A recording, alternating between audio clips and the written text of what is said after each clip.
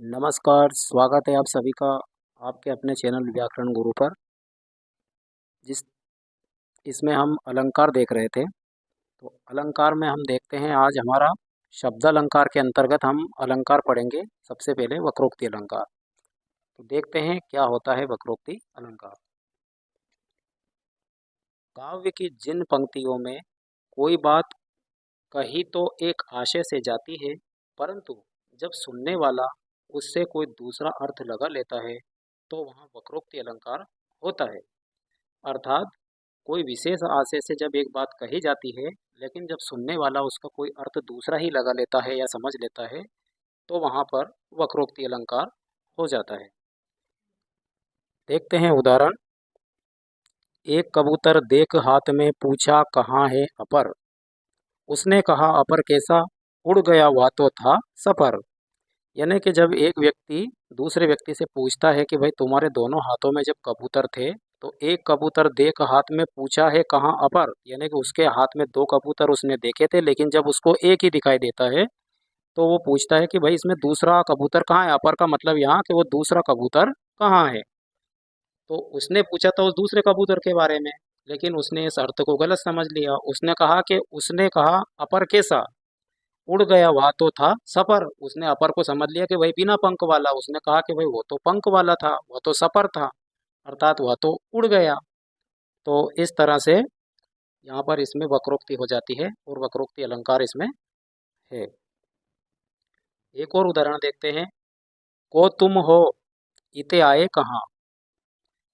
एक बार क्या होता है, जब राधा घर पे होती है और भगवान कृष्ण आते हैं और दरवाज़ा खोलने को वो बोलते हैं कि भाई राधा दरवाज़ा खोलो, नाम नहीं लेते हैं, लेकिन आवाज़ लगाकर वो दरवाज़ा खोलने को बोलते हैं। तो राधा पूछती है कि भाई कौन हो तुम। तो भगवान कृष्ण बोलते हैं कि घनश्याम हो। तो राधा बोलती है कि घनश्याम।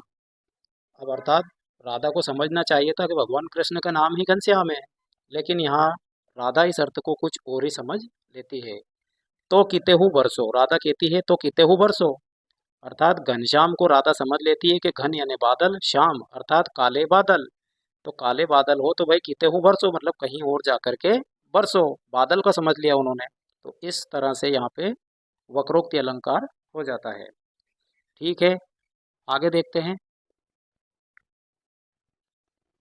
वक्रोक्ति के बाद अगला अलंकार आता है हमारा वीप्सा अलंकार। तो देखते हैं वीप्सा अलंकार की परिभाषा। काव्य की जिन पंक्तियों में मनोभावों को प्रकट करने के लिए जब शब्द की आवृत्ति होती है, अर्थात हमारे मन के भावों को प्रकट करने के लिए जब शब्द की आवृत्ति होती है, तो वहाँ वीप्सा अलंकार होता है। वीप्सा अलंकार वहाँ जहाँ शब्द आवृत्ति घृणा शोक या कि वैराग्य प्रदर्शित करे प्रवृत्ति, ये वीप्सा अलंकार के बारे में ऐसा कहा जाता है। तो देखते हैं इसके आगे चल के उदाहरण।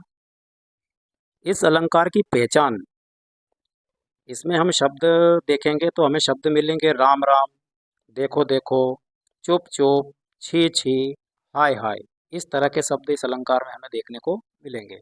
ये इसकी पहचान है।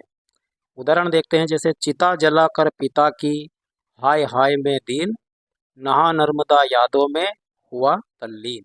तो यहाँ पर हमें हाय हाय शब्द देखने को मिला है।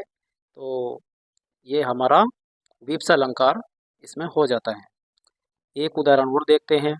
राम राम कैसी तेरी माया, जिसने पाया उसने खोया, जिसने खोया उसने पाया। तो इस शब्द में हमें राम राम शब्द मिला है। तो यहाँ पर हमारा वीप्स अलंकार हो जाता है। शब्द अलंकार के अंतर्गत हमारा एक और अंतिम अलंकार हम देखते हैं, पुनरुक्ति, या इसको पुनरुक्ति प्रकाश अलंकार भी कहते हैं। तो परिभाषा इसकी देखते हैं। काव्य की जिन पंक्तियों में अपने कहे हुए कथन में रोचकता लाने के लिए या अपनी बात पुष्ट करने के लिए जब शब्दों की आवृत्ति होती है, तो उसे पुनरुक्ति अलंकार कहते हैं।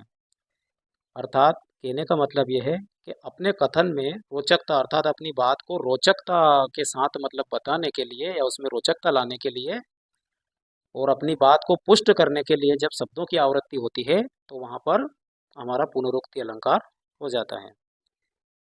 देखते हैं उदाहरण। कभी कभी वह यूं ही दे देता है साथ उसका।